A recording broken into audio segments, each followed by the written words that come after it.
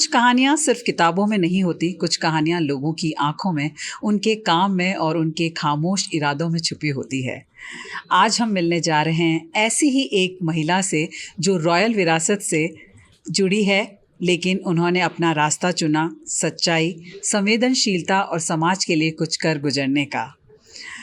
नमस्कार, लोकमत राजस्थान पर मैं ममता लेकर आई हूँ द इन वोग नारी शो और आज हमारे साथ है founder of SSC school and Jaipur डोरी और शालिनी फाउंडेशन की डायरेक्टर हैं।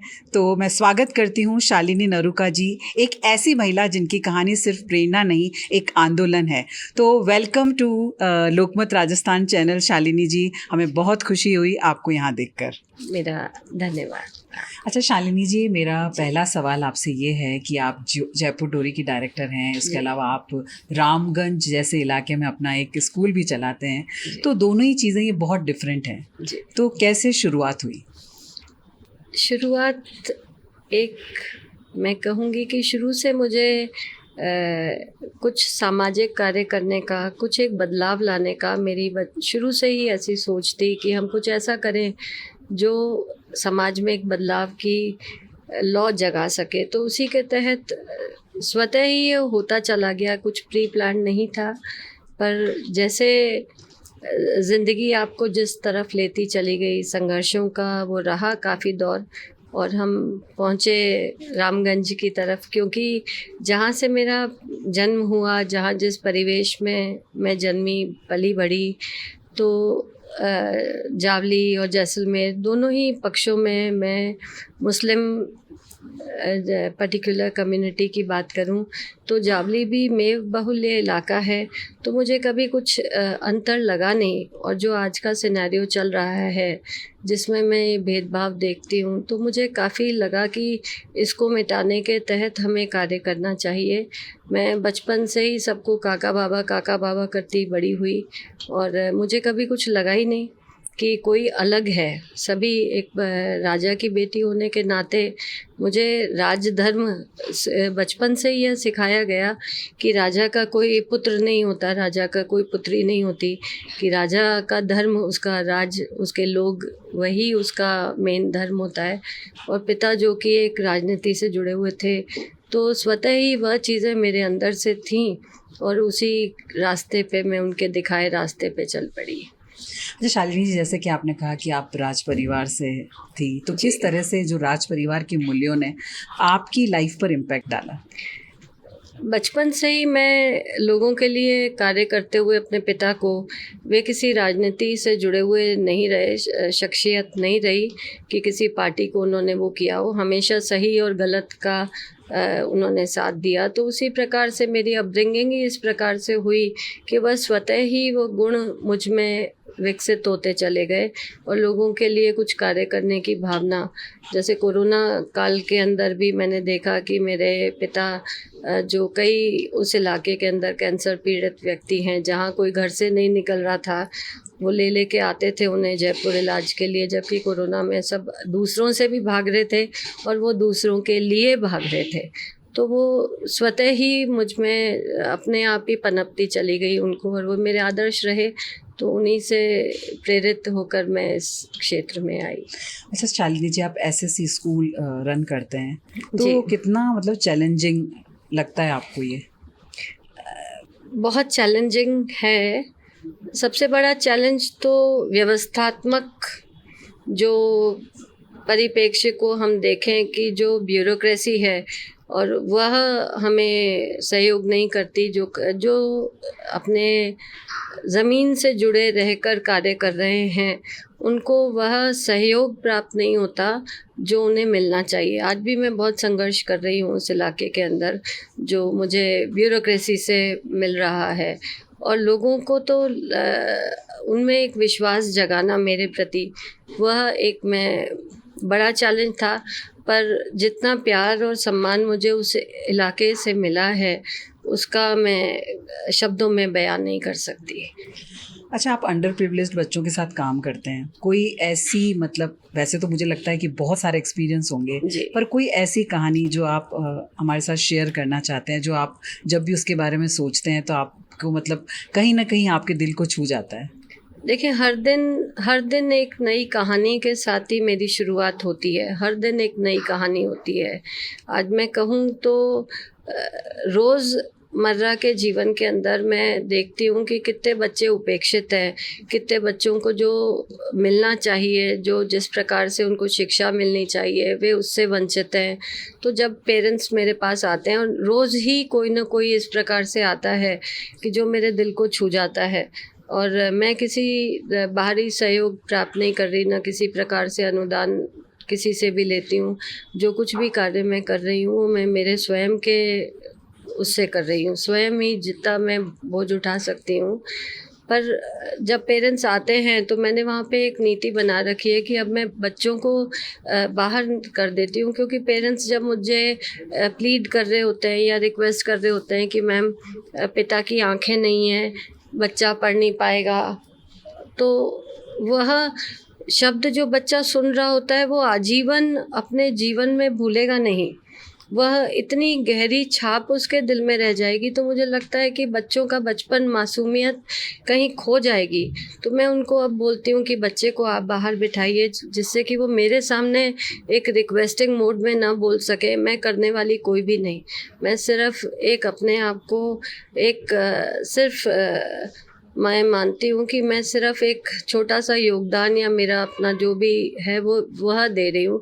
करता तो वो परमात्मा है और वह सब वही करा रहा है, मैं तो सिर्फ़ एक ज़रिया मात्र अपने आप को मानती हूँ। और रोज़ ही नई कहानी होती है। जो अभी रिसेंटली एक बच्चा मेरे पास आया था, जिसकी कि फादर की आइज़ डैमेज थी, नहीं देख पा रहा था। एक बच्ची पढ़ रही थी उनकी, दूसरी के पास लिए उनके पास आर्थिक सहयोग के लिए मेरे पास आए थे। तो पर बच्ची बड़ी थी और उसका वह लेवल नहीं था। तो मैंने कहा कि मैं अभी बहुत टाइट स्थिति में हूँ और मेरे बच्चे जितना मैं कर सकती हूँ वो मेरे एक्स्ट्रा बर्डन मेरे पे हो चुका है। तो वो रात मैं सो नहीं सकी। मैंने ना तो किया कि मैं नहीं कर पाऊँगी अभी इस बच्चे का, पर वो रात में पूरी रात मुझे नींद नहीं आई। और अगले दिन मैंने सुबह उस मदर को वापस बुलाया और उसको दाखिला दिया। तो रोज़ ही नई कहानियाँ होती हैं और रोज़ ही कोई ना कोई किस्सा बनता है, जिसे शायद किसी दिन मुझे समय प्राप्त हुआ तो मैं ज़रूर एक किताब के रूप में कि लिखूँगी, जो मेरी इच्छा भी है कि मैं एक प्रकाशित करूँ एक पूरी जीवनी, जिसके अंदर मेरे एक्सपीरियंसेस जो आज तक के हैं वे लिखूँ और वो लोगों तक पहुँचे। अच्छा शालिनी जी, अभी बहुत सारे एनजीओज़ हैं जो ओपन हो चुके हैं, बहुत सारे ऐसे स्कूल्स हैं, पर मुझे ऐसा लगता है कि जैसे-जैसे टाइम निकलता है, वो अपने पर्पज़ से कहीं और ही जा रहे होते हैं। तो किस तरह से आप अपनी ऑथेंटिसिटी मेंटेन रखते हैं? पर्पस खो इसलिए जाता है क्योंकि वे जब स्टार्ट होते हैं तब वे किसी और मुद्दे से होते हैं, और मेन जब आते हैं, जब ग्रास रूट पे काम करने लगते हैं तो उनका पर्पस पैसा कमाना हो जाता है। तो मैंने पैसे को कभी अपने जीवन में प्राथमिकता नहीं दी। अगर पैसे को प्राथमिकता दी होती तो मैं आज जहाँ हूँ और जहाँ कार्य कर रही हूँ वहाँ नहीं कर रही होती। और ग्रास रूट पे जुड़े रहना और हर जने से जुड़े रहना और हर पेरेंट्स से जुड़े रह के जब आप कार्य करते हो, हर बच्चे का आप नाम जानते हो, हर माता पिता से आप डायरेक्टली कांटेक्ट में रहते हो, तो फिर उसका आपके उद्देश्य का भटकने से कोई मतलब कुछ हो ही नहीं, मतलब उसमें कहीं भटकाव आ ही नहीं सकता जब आप जुड़े रह के कार्य कर रहे होते हैं। वे तब भटकाव तब होता है जब आप जुड़े हुए नहीं होते, लोगों से जुड़ के कार्य नहीं कर रहे होते। तो मैं तो प्रतिदिन हर किसी से, और मेरे तो दिन की शुरुआत ही मैं जब स्कूल में एंटर करती हूँ तो कोई इस प्रकार से नहीं है कि कोई डायरेक्टर है या कोई मैम है, बच्चे मेरा इंतज़ार कर रहे होते हैं और सबके सब भाग के मेरे गले लगते हैं। तो वहीं से मेरे दिन की शुरुआत होती है और वही मेरा सबसे बड़ा उपहार है। अच्छा शालिनी जी, मेरा अगला सवाल आपसे ये है कि दिन ब दिन अगर हम देखें तो जातिवाद है, उसकी जो जड़ें हैं वो बहुत गहरी होती जा रही है। जब मैं छोटी थी तब मुझे नहीं लगता है कि इतना मैंने जातिवाद देखा था जो अब मुझे देखने को मिलता है। तो उसके बारे में आप क्या सोचते हैं? बिल्कुल इसी मुहिम के तहत मैं यहाँ हूँ कि हम उस भेदभाव को दूर कर सकें। लोग आज भी मुझसे जब कार्य करती हूँ और मैं जब मुझसे पूछा जाता है कि आप कहाँ काम कर रही हैं और मैं बोलती हूँ कि रामगंज में मुझे 20 साल हो गए, तो मुझे बोला जाता है कि आप अपने लोगों के लिए कार्य करिए, पर ये अपने कौन हैं? यही सबसे बड़ा सवाल जातिवाद को झलकाता है कि वो कौन अपने हैं। सारा कुटुंब ही हमारा है। जब हम वसुदैव कुटुंबकम की बात करते हैं कि सारी वसुधा हमारी है, तो इसमें कौन अपना कौन पराया? तो मुझे अपने का कोई वो तो बताए परिभाषा कि जो आपसे प्रेम करे वो आपका, तो मुझे तो सभी अपने लगते हैं। तो ये जातिवादी प्रश्न है जो ये कहता है कि आप अपनों के लिए कार्य करिए, सभी अपने हैं मेरे तो। बिल्कुल, मुझे लगता है कि अभी रिसेंटली जो बाढ़ आई जी, तो मैंने भी ये पढ़ा था जी। कि चाहे वो मंदिर के पुजारी थे, चाहे वो मुस्लिम कम्युनिटी के थे या चाहे वो किसी भी कम्युनिटी के थे, जी, जब वहाँ पर बाढ़ आई तब सभी लोग सभी एक साथ भागे, जी, सभी लोगों ने एक दूसरे की जान बचाई। जी, तो मुझे लगता है जब मुश्किल समय आता है तभी हमें पता चलता है कि कौन अपना है और कौन पराया है। जातिवाद का जो मुद्दा है, मुझे लगता है ये देश से बाहर निकालना बहुत मुश्किल है, जी। लेकिन मुझे लगता है कि हम कोशिश ज़रूर कर सकते हैं, सरकार से गुहार ज़रूर लगा सकते हैं कि जातिवाद के नाम पे प्लीज़ आप कुछ ऐसा मत करिए कि जो आम जनता को बहुत दिक्कत जी। हो। देखिए, मुझे आज तक कभी भी किसी भी प्रकार का प्रशासन से मुझे बहुत समस्याएं उत्पन्न की जा रही हैं, पर लोगों से मुझे कभी कोई परेशानी नहीं हुई। मैं ऐसे संवेदनशील इलाके में जाके कार्य करती हूँ, पर मुझे कभी भी कोई भी इंसिडेंट ऐसा नहीं हुआ जो कि जिसे मैं कहूँ कि मुझे कभी, मैं अपने आप को बहुत ही सुरक्षित महसूस करती हूँ उधर। और मेरे लिए मुझे ऐसा लगता है कि जैसे कोई भी घटना इधर उधर होती है, मेरे पास फ़ोन आने लगते हैं कि आज मत जाना उधर, आज उस इलाके में आज ये झड़प हो गई, ये हो गया, आज स्कूल मत जाना। तो मैं कहती हूँ कि आज तो मैं ज़रूर जाऊँगी, और उस दिन मैं मेरी गाड़ी भी दूर खड़ी करती हूँ और पैदल चल के जाती हूँ। अच्छा। कि प्रशासन को चाहिए कि जो ये दूरी है, जो ये गैप आ रहा है जातिवाद के नाम पे, इसे बंद किया जाए। जब समस्त प्राणी, समस्त लोग जाति के बिना, हम अगर जाति विहीन देश की परिकल्पना करें तो शायद समाज ज़्यादा बेहतर होएगा। आर्थिक रूप से अगर कोई जो संबल नहीं है, जो कमज़ोर वर्ग है, उसका उत्थान करें। जाति के आधार पर जो ये भेदभाव हो रहा है, वो सभी से, मेरी राजनेताओं से भी, सभी से गुहार रहेगी कि वे आएँ और पहले अपने जगह तो बनाएं, उस इलाके में आके कार्य करें, आके देखें कि क्या लोगों की समस्याएं हैं।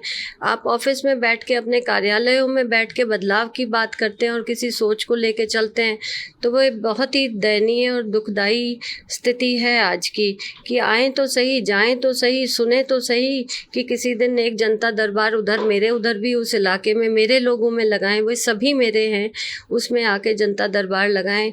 चाहे वे राजनेता हैं, चाहे जो ब्यूरोक्रेसी से जुड़े उच्च अधिकारी हैं, क्यों नहीं उस एरिया में आके कार्य करने की वो करते, कि उनकी समस्याओं को सुने और उस गैप को भरने की कोशिश करें। बिल्कुल सही कहा आपने। अब मैं बात करती हूँ जयपुर डोरी की। आपने अब जब हम अभी मिले थे और हमने बात की भांग के प्रोडक्शन को लेकर, तो बहुत सारे लोग इसमें अवेयर नहीं है, इवन मैं भी नहीं थी। जब आज आपने मुझे बताया तब मुझे पता चला, अच्छा मतलब भांग से भी इतना सारा कुछ किया जा सकता है। जी, तो आप उसके बारे में क्या कहना चाहेंगे? भांग, देखिए ममता जी, हमारे देश का जो एक औषधीय, बहुत ही दिव्य पौधा रहा, जो पुरातन काल से, प्राचीन काल से औषधि के अंदर जो बेस तैयार होता था किसी भी औषधि का, वो भांग के रूप में होता था। पर जो टैक्सेशन पॉलिसी रही हमारी, या मुनाफाखोरी की जो अपन बात करें, तो सरकार को किस चीज़ से ज़्यादा टैक्स और जिस चीज़ से ज़्यादा प्रॉफिट प्राप्त हो रहा था। अभी ईस्ट इंडिया कंपनी के समय टोबैको को तो लीगलाइज कर दिया गया उसको, और भांग को, जो हमारे देश का वो था, पौधा था, जो औषधीय, जिसमें इतने सारे औषधीय गुण थे, उसको उपेक्षा का शिकार कर दिया गया। आप मुझे कोई एक इंसिडेंट ऐसा बताएं कि एक घटना जो आपने कभी सुनी हो कि भांग पी के कोई मर गया। या भांग खा के मर गया। और नित्य हम देखते हैं कि टबैको के उसमें परिवारों के परिवार तबाह हो गए।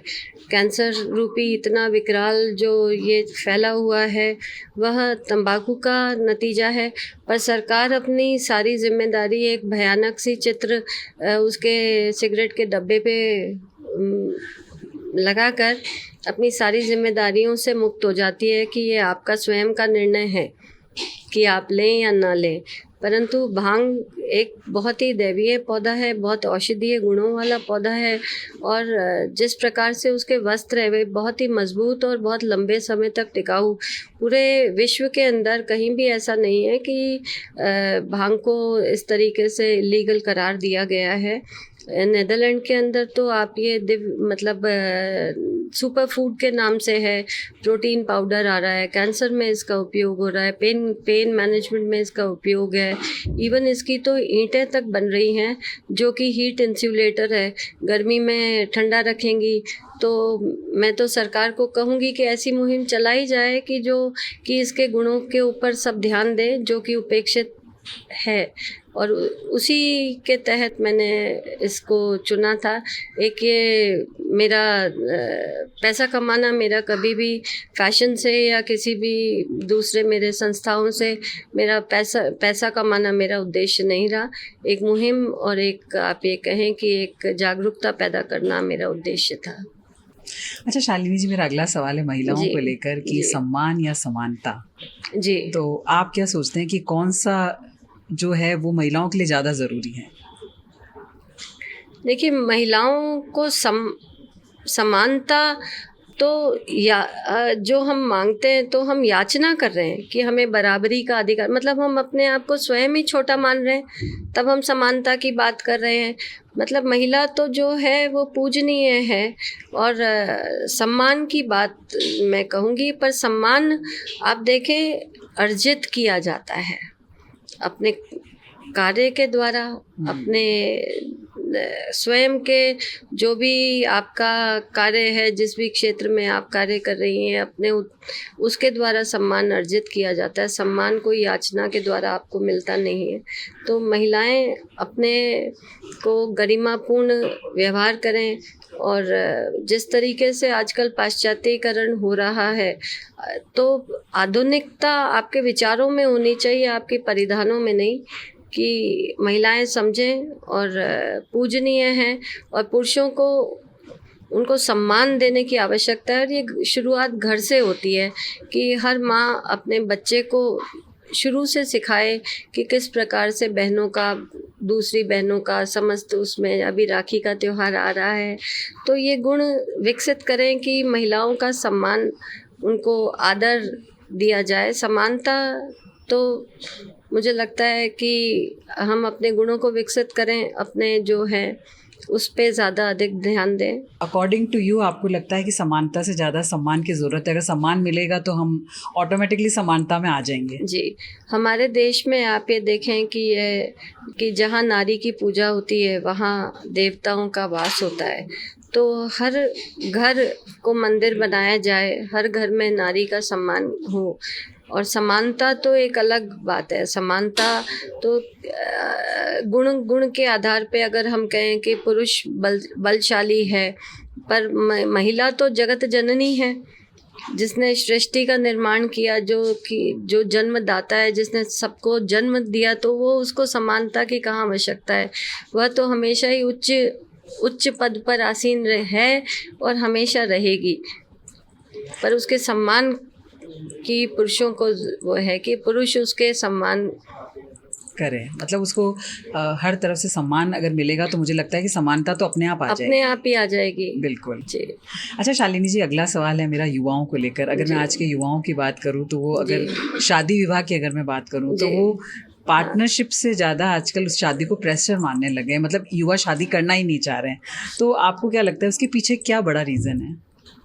देखिए, आजकल जो हमारा पूरा सामाजिक परिवेश है वही बदलता जा रहा है आधुनिकता की ओर। आप बताइए कि हमारे घर के अंदर कितने बच्चे हैं जिनको रामायण कंठस्थ होगी।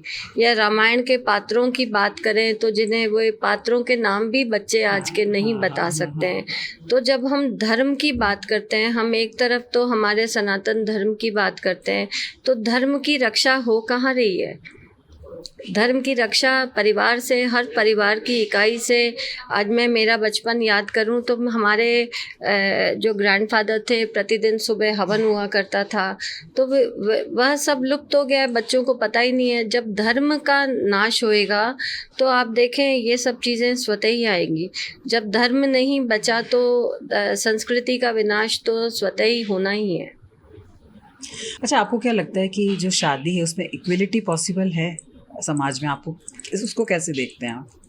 क्वालिटी, मुझे लगता है ये सब जो है महिलाओं का, जो हम जो ये बराबरी की बात है ना, यही मैं ये आपसे अपन बात कर रहे हैं। ठीक है। कि यही सबसे बड़ा, जब हर किसी के अलग अलग वो हैं कि क्षेत्र हैं, कि महिला को अलग वो मिला, पर हम जब लड़ाई समानता की वजह से ये द्वंद्व है। अच्छा। हर किसी के अपने अपने रोल हैं, पुरुष का अलग रोल है। मैं तो पुरुष को बहुत सम्मान देती हूँ और बहुत मेरी महिलाओं का अलग रोल है और एक पुरुष का अलग रोल है। कि मैं आप ये देखिए कि ठंडी रोटी उसी के हिस्से आती है जो रात को थक कर देर घर आता है। परिवार के लिए जो रात को देर से काम करके घर आता है वह पुरुष होता है। तो सबके अलग अलग कर्तव्य हैं, महिलाओं के अलग कर्तव्य हैं, पुरुषों के अलग कर्तव्य हैं। जब हम समानता की बात करेंगे तो फिर यह द्वंद्व पैदा होएगा। अपने अपनी ड्यूटीज़ हैं जो हमारे पुराने समय से चली आ रही हैं, उनको हम बखूबी निभाएं तो ज़्यादा बैलेंस बना रहेगा समाज के अंदर। जो महिलाओं के अंदर ये समानता का जो है, समानता तो आप कार्य करिए, आप आगे बढ़िए, अपने गरिमापूर्ण व्यवहार करिए तो ज़्यादा बेहतर रहेगा, मैं मानती हूँ। सही बात, बिल्कुल मैं भी एग्री करती हूँ इस बात से। अच्छा शालिनी जी, जब रास्ता मुश्किल होता है जी। और सच भारी होता है जी, तो आप खुद को कैसे संभालते हैं? देखिए, रास्ता, हमारे पास कई सारे विकल्प होते हैं। जब हम कहीं चलते हैं तो एक राह पे जैसे अलग अलग धर्म है, उसी प्रकार से किसी भी राह को रास्ते पे अपनी मंजिल पे पहुंचने के आसान राह भी होती है और कठिन डगर भी होती है। पर मजबूती से जो चट्टान के भांति अपने इरादों पे डिग रहे कि चाहे कितने ही थपेड़े आए और पर्वत अपना नहीं हिल, कोई नदी कोई उसको नहीं हिला पाती। इसी प्रकार से जो सच है, सच की राह मुश्किल ज़रूर होती है, कठिन ज़रूर होती है, परंतु जीत तो सदैव सच की ही होगी। राइट, बिल्कुल सही कहा आपने ये बात। और जिस तरह से आपने मतलब एक समाज, मुझे लगता है समाज के साथ खड़े होने में बहुत इजी है, लेकिन समाज के अगेंस्ट खड़े होकर जी इतने सारे काम करना जी मुझे लगता है बहुत मुश्किल है आज के टाइम में, अगर मैं बात करूँ तो। बिल्कुल। अच्छा शालिनी जी, मेरा अगला सवाल आपसे ये है कि सभी लोग विमेन एम्पावरमेंट की बात करते हैं कि विमेन एम्पावरमेंट, चाहे वो कोई भी गवर्नमेंट आ जाती है, चाहे कितने बहुत सारे NGOs हैं, बहुत सारे, इवन घर में भी लोग बात करते हैं, लेकिन एक्चुअल में मुझे लगता नहीं है कि जो विमेन एम्पावरमेंट जैसा होना चाहिए वैसा होता है। तो आपकी क्या राय है उस बारे में? देखिए, विमेन एम्पावरमेंट सिर्फ ये कागजी बातें हैं कि सरकार कहाँ मुझे तो कहीं एम्पावरमेंट का नज़र नहीं आता। जैसे अगर एम्पावरमेंट की बात करें तो सबसे पहला कदम हमें शिक्षा की ओर उठाना पड़ेगा कि जब तक कि महिलाएं शिक्षित नहीं होंगी और जागरूकता नहीं होगी, और सरकार ने शिक्षा के क्षेत्र को तो बिल्कुल उपेक्षित कर रखा है, एक प्रयोगशाला बना दिया है कि कभी किसी प्रकार की पॉलिसी आ जाती है। अभी जैसे आपने गांधी स्कूल स्टार्ट हुए तो इंग्लिश मीडियम स्कूल स्टार्ट कर दिए बिना इंफ्रास्ट्रक्चर के। तो और बिना इंफ्रास्ट्रक्चर के, बिना उसके, तो कितना बच्चा एक्चुअली स्कूल जा रहा है और कितना गुणवत्तापूर्ण शिक्षा उसे प्राप्त हो रही है। तो महिला जब तक कि आज मैं आए दिन देखती हूँ, अभी एक नीट करी हुई बच्ची थी, नीट क्लियर कर लिया, मेरे पास रो रही थी, पर परिवार ने जाने नहीं दिया। तो कहाँ से जब तक कि उसको, वो तो पढ़ भी गई, पर जब तक कि समाज में एक तो महिला सुरक्षित नहीं होएगी, और सुरक्षित कैसे होएगी जब तक कि हम पुरुषों को महिला का आदर करना नहीं सिखाएंगे। जो हम लड़कियां, हमारी रात को लड़के तो बाहर आराम से निकलते हैं, लड़कियों के लिए रात को घूमना सुरक्षित नहीं है। पर जब तक कि हम हमारे बच्चों को, हमारे बेटों को उस प्रकार से उनका सम्मान करना नहीं सिखाएंगे, हमारी बेटियां कभी भी सुरक्षित नहीं रह सकती हैं। और महिला सशक्तिकरण संभव ही नहीं है कि उन्हें सुरक्षित माहौल देना और उन्हें शिक्षा के प्रति उन्हें पूरी अवसर प्रदान करना, और शिक्षा गुणवत्तापूर्ण शिक्षा होनी चाहिए। शिक्षा को एक प्रयोगशाला न बनाएं, और जो शिक्षक है उसका बहुत महत्वपूर्ण रोल है कि वे सोचे कि वह एक भविष्य निर्माता है। वह एक, अगर अपना कार्य अगर वह सही प्रकार से नहीं कर रहा, तो वो किसी के सपनों का अंत कर रहा है। एक प्रकार से किसी के, जिस अबोध बालक जिसको कुछ नहीं पता, उसके भविष्य का कत्ल किया जा रहा है। अगर ये शिक्षक के द्वारा हो रहा है, तो हमारी नीतियाँ, हमारी पॉलिसीज़ इस प्रकार की हैं कि जो महिला सशक्तिकरण तो अभी मुझे कहीं दूर दूर तक नज़र नहीं आता। असमानता है, और जब तक कि जागरूकता नहीं होगी तब तक संभव ही नहीं है। बिल्कुल। और मुझे ऐसा लगता है कि हम लोग जब बड़े शहरों में और मेट्रो सिटीज़ में रहते हैं, तो हमें एक्चुअली चीज़ें पता ही नहीं होती हैं। जैसे अगर मैं वॉल सिटी की बात करूं, या मैं आज जो अपना जयपुर जो ग्रेटर की बात करूं, तो दोनों में बहुत अंतर है। जो लोग इधर रहते हैं उनको लगता है हम बहुत डेवलप्ड हैं और महिलाएं जो मर्जी कर सकती है, लेकिन एक्चुअली जब आप जाते हैं विलेजेस में, ढाणी में या छोटी जगहों पे, तब आपको एक्चुअली पता चलता है कि वाकई में क्या प्रॉब्लम्स है।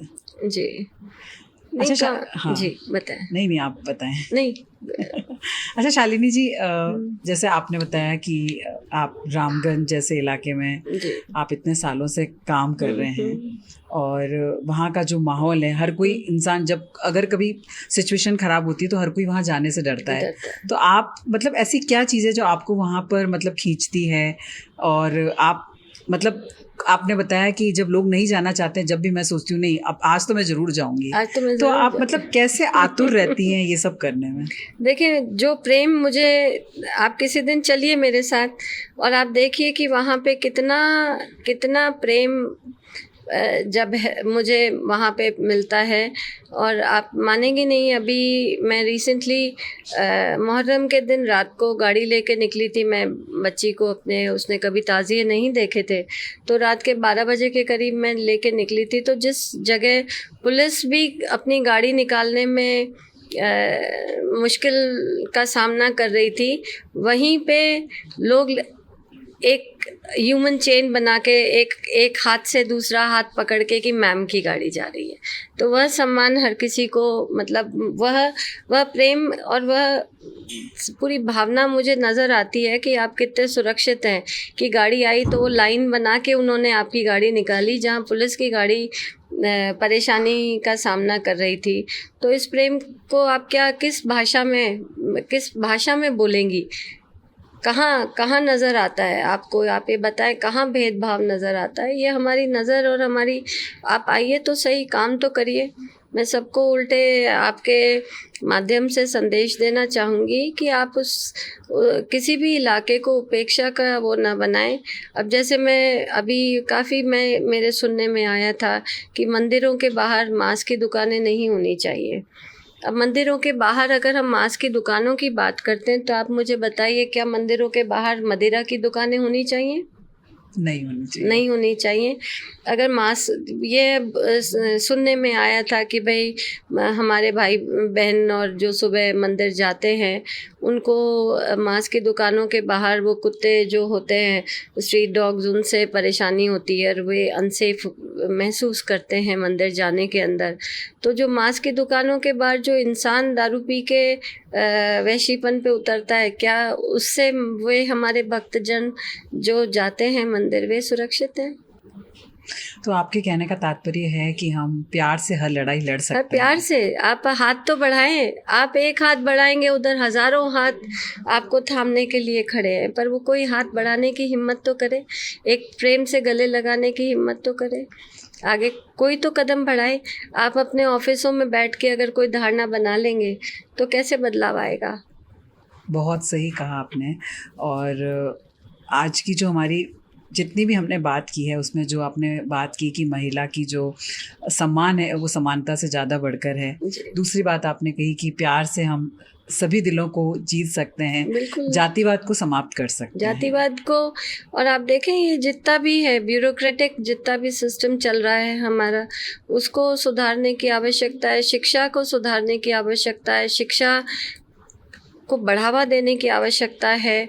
कि आज जैसे मेरे पास बच्चे आते हैं, कोई शुरू से गया नहीं, मेरी बहुत बड़ी चुनौती हो जाती है इस बात की कि बच्चा 6 साल का हो चुका है, 7 साल का हो चुका है और उसको क ख ग घ भी नहीं आता, तो उसके एज अनुरूप उसको मैं किस प्रकार से उस लेवल पर तैयार कर दूं, तो उसके लिए मुझे इतना एक्स्ट्रा एफर्ट डालना पड़ता है। पर वो इतने साल उसके गए कहाँ? वो कहीं तो गया पढ़ने के लिए, तो वो उतने साल किसने बर्बाद करे? उनको उस चीज़ का बोध होना चाहिए कि हम कर क्या रहे हैं। बिल्कुल सही कहा आपने। और मुझे लगता है कि इस प्रोग्राम के ज़रिए अगर आपकी जो गुहार है वो सरकार तक पहुँचे और कुछ थोड़ा सा भी अगर समाज में, मुझे लगता है कि सुधार हो पाए, तो हमारे लोकमत टीवी चैनल का जो ये आज कार्यक्रम हो रहा है, जी, सही मायने में मतलब एक अच्छा कार्यक्रम होगा। जी। सभी से, सरकार से, सभी आपके चैनल के माध्यम से, कि जो भी अभी ये चल रहा है योग्यता के आधार पर, आप देखें मैं एक और एग्जांपल आपको देना चाहूँगी कि जैसे ग्राम सेवक है, वह 10वीं पास मैट्रिक पास ग्राम सेवक बीडीओ बन जाता है, वो जाके 10वीं पास मैट्रिक पास जाके स्कूल का इंस्पेक्शन करता है, निरीक्षण करता है, प्रिंसिपल का चेकिंग करता है। तो योग्यता के आधार पर थोड़ी आया है वो, उसमें वो योग्यता नहीं थी कि वो किसी स्कूल का इंस्पेक्शन कर सके, कि वो जो खुद मैट्रिक पास था। तो इसी प्रकार से ये सरकार को पूरे ढांचे को आप अगर बदलने की बात करें तो पूरा सिस्टम ही हमारा पैरालाइज्ड है। पूरा सिस्टम को बदलने की आवश्यकता है, न्यायपालिका को बदलने की आवश्यकता है, शिक्षा के जो प्रणाली है उसको बदलने की आवश्यकता है, ब्यूरोक्रेसी को अपना रुख बदलने की आवश्यकता है, कि जो लोग कार्य कर रहे हैं उनको सहयोग करें, उनकी समस्याओं को जानने की कोशिश करें, अननेसेसरीली हर्डल्स क्रिएट करने की बजाय। जी। शालिनी जी, बहुत अच्छा लगा कि आप यहाँ पर आए और हमने इतनी अच्छी अच्छी बातें की। मतलब मेरे लिए भी बहुत सारी चीज़ें नई थी, जैसे कि आपने भांग के बारे में बताया, जैसे आपने बताया जातिवाद का किस तरह से अंत हो सकता है, और भी बहुत हमने अच्छी अच्छी बातें की जो मुझे लगता है कि लोगों को पसंद आएगा अपना ये podcast. And thank you so much from Lokmat team. Thank you so much. वो चली थी अकेली मगर रास्ता बनाती गई, वो चली थी अकेली मगर रास्ता बनाती गई, हर चुप्पी को आवाज़ और ख्वाब को परवाज़ देती गई। शालिनी जी ने हमें आज ये सिखाया कि पर्पस बड़ा हो तो प्रिविलेज मायने नहीं रखता, और जब इरादे सच हो तो दुनिया बदलने के लिए बस एक दिल काफ़ी होता है। शुक्रिया शालिनी जी, आपकी जर्नी ने हमारा दिल छू लिया, और आप सभी श्रोताओं को भी धन्यवाद। मिलते हैं अगले पॉडकास्ट में एक और कहानी के साथ, जहां बात होगी दिल से और असर होगा ज़रूर। लोकमत राजस्थान की पूरी टीम की तरफ से आप सभी को ममता का प्यार भरा नमस्कार।